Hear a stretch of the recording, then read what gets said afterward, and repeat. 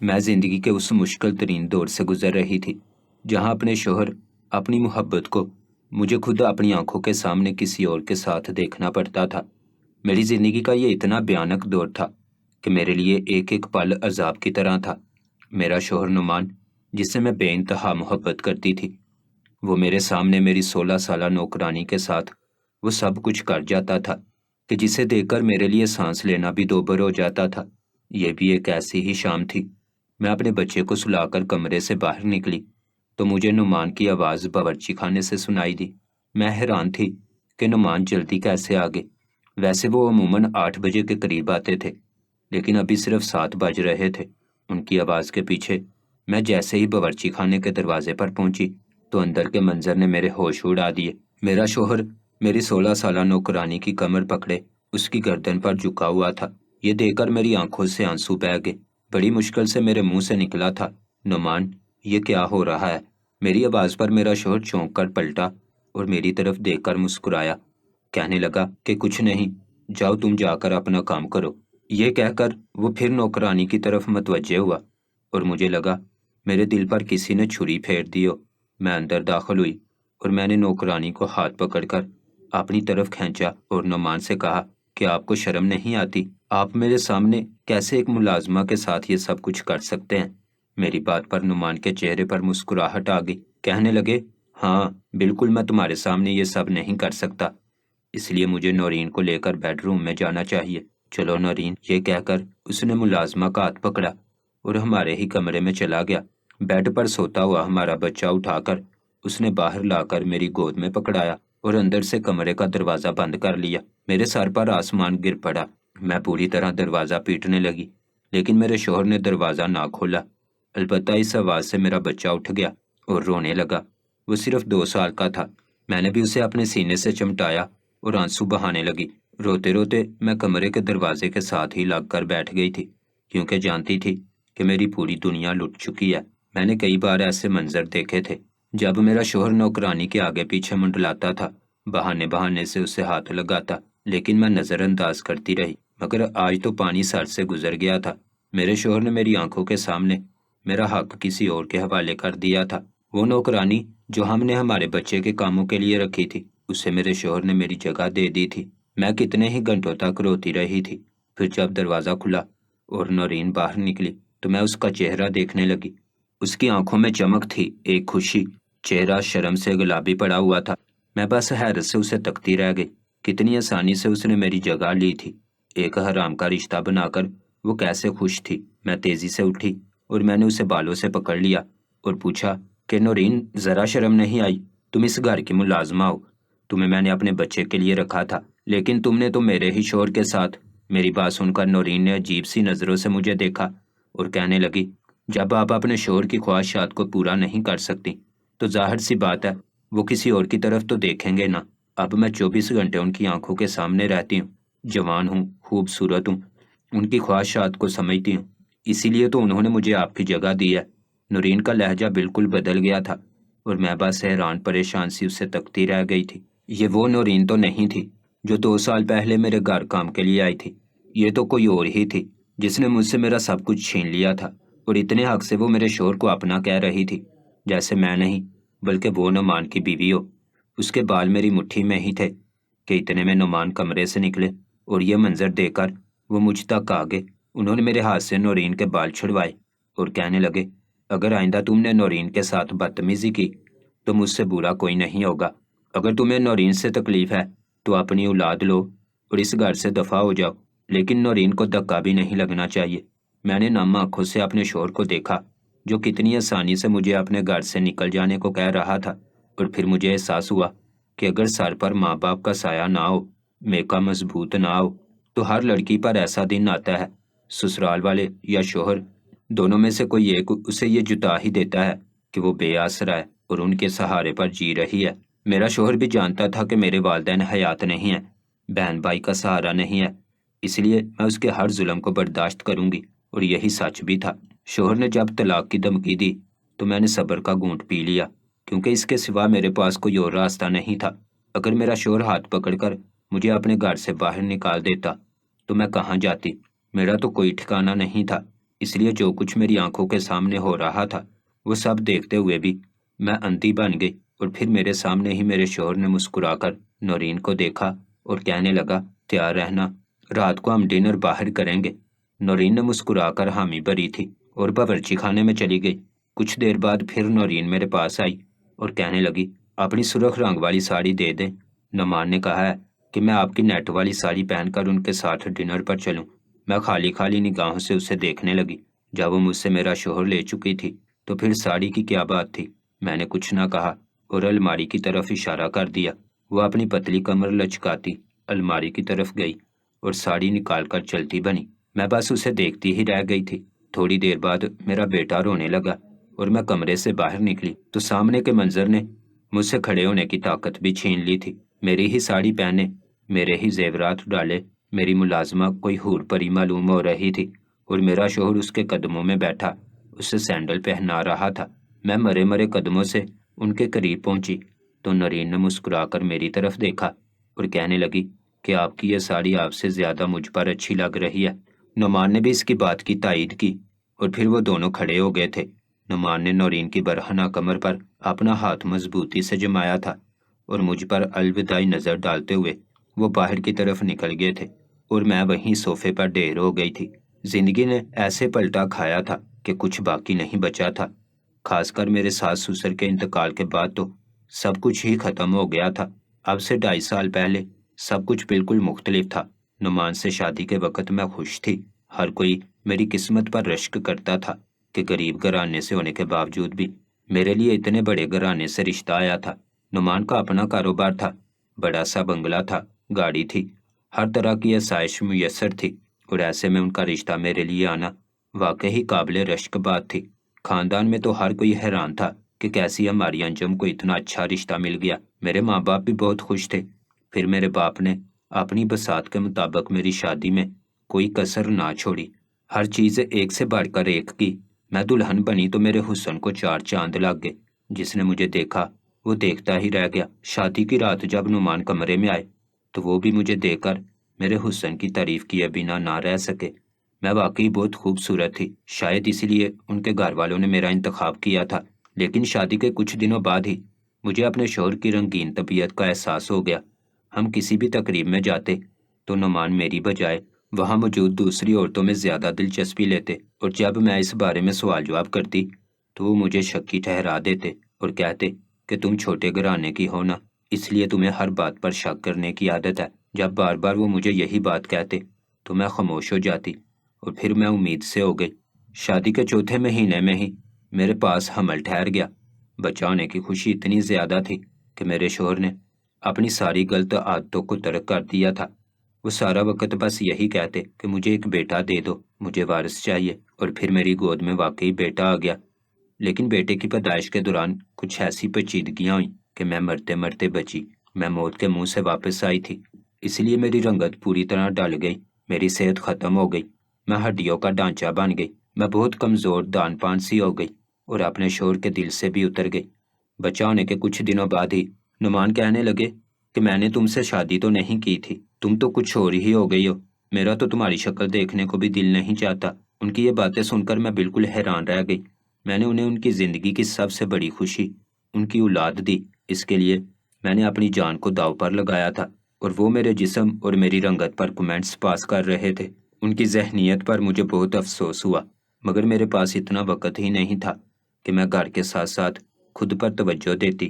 مجھے لگا کہ اگر میں کوئی ملازمہ رکھ لوں گی جو پورا ٹائم میرے بچے کی دیکھ بھال کرے گی اور میرا گھر دیکھے گی تو مجھے آسانی ہو جائے گی، کیونکہ ہماری پرانی ملازمہ رشیدہ بیمار ہونے کی وجہ سے بہت چھٹیاں کر رہی تھی، اور بہت مشکل سے ہی وہ میرے کام کاج کر پاتی تھی۔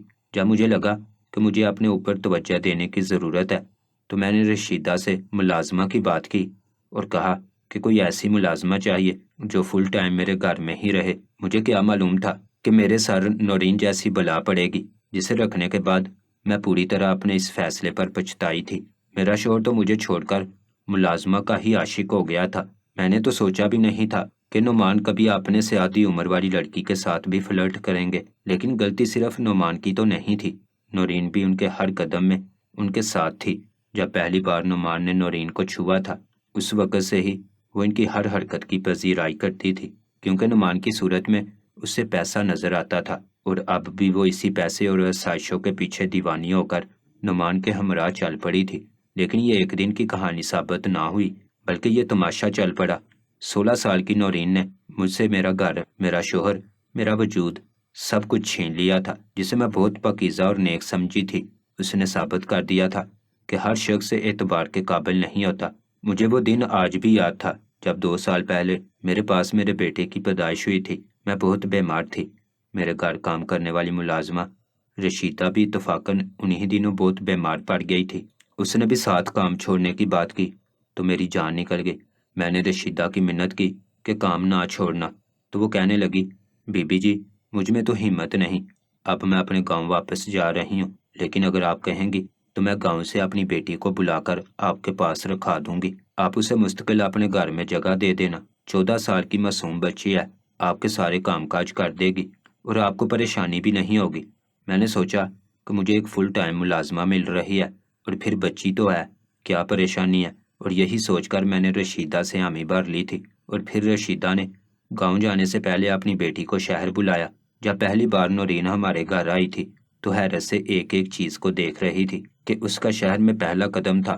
وہ بہت معصومیت سے ہر چیز کے بارے میں پوچھتی تھی، ہر کام بھاگ بھاگ کر کرتی تھی، میرے ایک اشارے پر دوڑی چلی آتی۔ اس نے ہی میرے بچے کی ذمہ داری بھی اٹھا دی تھی۔ وہ بہت پھرتیلی سی لڑکی تھی، خوبصورت تو تھی، لیکن اس وقت اتنی جوان نہیں تھی، اس لیے مجھے اس کے وجود سے کبھی خوف نہیں آیا، کبھی یہ ڈر نہیں ہوا کہ میرا شوہر اس پر نظر ڈالے گا۔ لیکن میرے گھر میں اچھی خوراک اور ہر آسائش کے بعد وہ ایک دم نکھرتی چلی گئی، کھل کر کلی بن گئی، ایسی کلی جو کسی کو بھی جلا کر بسم کر سکتی تھی، اور اس نے یہی کیا تھا۔ اپنے حسن سے اس نے میرے شوہر کا دل جیتا تھا۔ شروع میں جب وہ میرے شوہر کے آگے پیچھے گھومتی تو مجھے لگتا کہ شاید وہ اپنی نوکری کر رہی ہے، لیکن یہ احساس ہونے میں مجھے دیر ہو گئی کہ وہ میرے شوہر کے آگے پیچھے کسی اور ہی مقصد سے تھی۔ وہ آئی تو معصوم تھی، لیکن اسے بھی شہر کی ہوا لگ گئی تھی۔ وہ جان گئی تھی کہ اگر اسے کچھ حاصل کرنا ہے تو اسے نعمان کو اپنی مٹھی میں کرنا ہوگا۔ جب وہ نئی نئی آئی تھی تب وہ کبھی میرے کپڑے اٹھا کر دیکھنے لگتی، کبھی میرے زیورات، اسے میری ہر چیز پسند آ جاتی تھی۔ اپنی کچھ چیزیں تو میں نے تحفے کے طور پر اسے دے بھی دی تھی، لیکن مجھے یہ معلوم نہیں تھا کہ اس کی نظر چیزوں کے ساتھ میرے شوہر پر بھی ٹھہر جائے گی۔ اس نے وہ کیا تھا جس کی مجھے توقع بھی نہیں تھی۔ آسائشوں کو حاصل کرنے کے لیے، میری چیزوں کو پا لینے کی خواہش میں، اس نے میری زندگی میں آگ لگا دی تھی۔ نعمان بھی ایک آوارہ قسم کے مرد تھے۔ ان کے ماں باپ نے مجھ جیسی لڑکی سے ان کی شادی اس لیے کروائی تھی تاکہ میں ان کے آگے آواز نہ اٹھا سکوں۔ بیٹا ہونے کے کچھ عرصے بعد تک تو وہ ٹھیک تھے، لیکن جب انہیں نورین کا ساتھ ملا تو وہ پھر اپنی اصلیت پر آگے۔ میں انہیں نورین سے دور کرنا چاہتی تو وہ مار پیٹ پر اتر آتے۔ پہلے وہ چھپ چھپ کر رومانس کرتے تھے، اب تو کھلے عام میرے سامنے ہی اس کا ہاتھ پکڑ کر کمرے میں چلے جاتے، اور میں ساری رات اپنے کمرے سے باہر بیٹھی رہتی۔ ڈنر پر بھی اب نورین ان کی بیوی کی طرح ان کے ساتھ جاتی تھی۔ وہ دونوں راتوں کو دیر تک باہر رہتے۔ البتہ نورین نے گھر کے کام کاج نہیں چھوڑے تھے۔ وہ سارا دن کام کاج کرتی اور باقی وقت میرے شوہر کے ساتھ عیاشی کرتی۔ میں خاموشی سے یہ سب کچھ اپنی آنکھوں کے سامنے ہوتا دیکھتی رہی، لیکن کہتے ہیں نا کہ خدا کی لاٹھی بے آواز ہے۔ ایک دن خدا کی یہی لاٹھی برس پڑی۔ میرے شوہر نعمان کا بہت بری طرح ایکسیڈنٹ ہو گیا تھا۔ ان کے سر پر اتنی چوٹیں آئی تھیں کہ وہ اپنے ہوش و آواز کھو بیٹھے تھے، اور پھر ٹریٹمنٹ کے بعد پتہ چلا کہ وہ سب کچھ دیکھ اور سن تو سکتے ہیں لیکن بول نہیں سکتے۔ ان کی پلکیں جھپک رہی تھی مگر وہ اپنے ہاتھ پاؤں خود نہیں ہلا سکتے تھے۔ ہاں، البتہ جو کچھ ان کے سامنے تھا وہ اسے محسوس ضرور کر سکتے تھے، اور اس بات کا مکمل طور پر مجھے اندازہ اس وقت ہوا جب میں نے ان سے بات کی تو ان کی آنکھوں سے آنسو بہنے لگے۔ وہ میری طرف دیکھ تو رہے تھے، میری بات سمجھ تو رہے تھے، لیکن ان کے ہاتھ پاؤں اور ہونٹ حرکت نہیں کر رہے تھے۔ ڈاکٹر کہنے لگے، یہ ایک طرح سے کومے میں ہے، اور اس کومے سے کب باہر نکلیں اس کے بارے میں کچھ کہا نہیں جا سکتا۔ نعمان کا ایکسیڈنٹ میرے لیے قیامت کی طرح تھا، کیونکہ وہی میری کل حیات تھے، وہی گھر کے واحد کفیل تھے، وہی کما کر گھر چلاتے تھے۔ حالات ان کے ایکسیڈنٹ کے بعد خود بخود خراب ہو گئے۔ میں ان کے کاروبار کو سنبھال نہیں پائی تھی، اس لیے سب کچھ ڈوبتا چلا گیا۔ نورین جو ان کی دولت دے کر انہیں اپنے جال میں پھنسا رہی تھی، جب میں وقت پر اسے تنخواہ نہ دے سکی، وہ بہانہ بنا کر گاؤں چلی گئی کہ اماں بہت بیمار ہیں اور بلا رہی ہیں۔ اس کے جانے کے بعد گھر کے سارے کاموں کے ساتھ ساتھ شوہر کی ذمہ داری بھی میرے کاندھوں پر آ گئی۔ ان کی دوائیوں وغیرہ کے لیے میرے پاس پیسے ختم ہونے لگے تو میں بہت پریشان ہو گئی۔ 2 سال کا بچہ گود میں لیے میں خود کو بہت لاچار اور بے بس محسوس کرتی تھی۔ اتنا کچھ ہو جانے کے باوجود بھی میں نے اپنے شوہر کو نہیں چھوڑا تھا۔ میں ان کی خدمت کر رہی تھی، جبکہ یہ وہی شوہر تھا جو میرے سامنے غیر عورت کے ساتھ تعلق بنایا کرتا تھا۔ اب یہی شوہر میرے رحم و کرم پر تھا۔ مجھے گھر چلانے کے لیے کچھ تو کرنا تھا۔ اور پھر ایک دن میرے شوہر کا دوست ہمارے گھر آیا۔ وہ نعمان سے ملنے آیا تھا، لیکن مجھے دیکھ کر اس کی نیت خراب ہو گئی۔ نعمان کے سامنے ہی وہ کہنے لگا، بھابی آپ تو بہت جوان اور حسین ہیں۔ نعمان تو بلا وجہ ہی نورین کے چکر میں پڑھ کر پاگل ہو رہا تھا۔ یہ سن کر میں حیران رہ گئی کہ نعمان کے دوستوں کو بھی نورین کے بارے میں علم تھا۔ پھر اس نے بتایا کہ نعمان اکثر دوستوں کی پارٹی میں نورین کو بھی لایا کرتا تھا۔ یہ سن کر مجھے بہت شرمندگی ہوئی۔ میں اپنے ہی نظروں میں گر گئی تھی۔ پھر میرے شوہر کا دوست ارسلان اٹھ کر میرے قریب آیا۔ اس نے میرا ہاتھ پکڑا، جیب سے والیٹ نکالا، کچھ پیسے نکال کر میرے ہاتھ میں رکھتے ہوئے کہنے لگا، پریشان نہ ہو، نعمان میرا بہت پرانا دوست ہے۔ میں جانتا ہوں کہ اس وقت آپ کو پیسوں کی ضرورت ہے، اس لیے آپ کی مدد کرنا چاہتا ہوں۔ یہ کہہ کر اس نے میرے منہ پر آتی لٹوں کو پیچھے کیا اور پھر دھیرے سے میرے ماتھے پر اپنے لب رکھ دیے تھے۔ میرا سارا وجود دہک اٹھا تھا۔ میں تو سوچ بھی نہیں سکتی تھی کہ میرے شوہر کا دوست یہ حرکت کرے گا۔ اچانک میری نظر نعمان پر پڑی تو ان کی آنکھوں سے بہتے آنسو مجھے بتا گئے کہ وہ یہ سب کچھ دیکھ اور محسوس کر سکتے ہیں۔ میرے ماضی کے زخم تازہ ہو گئے۔ میں ایسی ہی تکلیف سے تو گزری تھی۔ میرے سامنے میرا شوہر میری نوکرانی کو چوما کرتا تھا، اسے اپنے بازوؤں میں جکڑ کر کمرے میں لے جایا کرتا تھا۔ مجھے لگا کہ قدرت نے مجھے انتقام لینے کا موقع دیا ہے۔ میں نے ہاتھ بڑھا کر ارسلان کی کمر کے گرد حمائل کر دیا اور اس کے کندھے پر سر رکھ کر ہی آنسو بہانے لگی اور اپنی تنہائی کا ذکر کرنے لگی، کیونکہ میں جان گئی تھی کہ ارسلان کی نیت میں کیا ہے۔ جیسے ہی میں نے اس کے کندھے پر سر ٹکایا، وہ اپنے ہوش کھو بیٹھا اور میرے شوہر کے سامنے ہی مجھے صوفے پر بٹھا کر مجھ سے پیار محبت کی باتیں کرتے۔ دھیرے دھیرے وہ مجھے اسی طرح چھو رہا تھا جیسے میرا شوہر نورین کو چھوتا تھا۔ کتنی ہی دیر وہ مجھے اپنی موجودگی کا احساس دلاتا رہا، پھر یہ کہہ کر چلا گیا کہ وہ رات کو آئے گا۔ اس کے جانے کے بعد میں نے فتح کے احساس سے اپنے شوہر کی جانب دیکھا تھا۔ جو جنگ اس نے چھیڑی تھی اس میں بالآخر جیت میری ہوئی تھی، کم سے کم مجھے تو ایسا ہی لگا تھا۔ اور پھر اسی رات وہ ہمارے گھر بھی چلا آیا۔ میں اپنے شوہر نعمان کے پاس ہی تھی۔